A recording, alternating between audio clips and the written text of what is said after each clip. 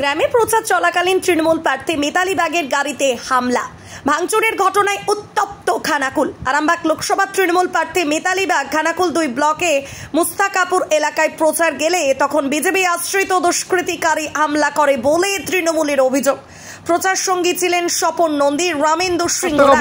শেষ পাওয়া খবর মিতালি সহ সকলেই সুস্থ আছেন, আবার প্রচার করছেন ওই এলাকায়।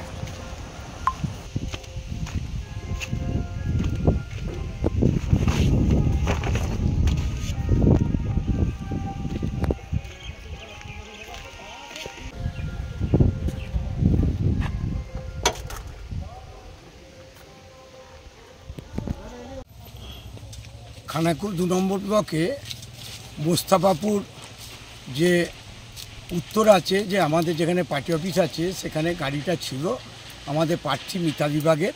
ও বাড়ি বাড়ি প্রচার করছে, কিন্তু গাড়িটা ওই বাঁধের ওপর, রাস্তার উপর ছিল। ওর গাড়িটাকে ভাঙচুর করেছে বিজেপির ছেলেরা। আমরা প্রশাসনকে জানিয়েছি, প্রশাসন নিশ্চয়ই যথাযথ ব্যবস্থা নেবে।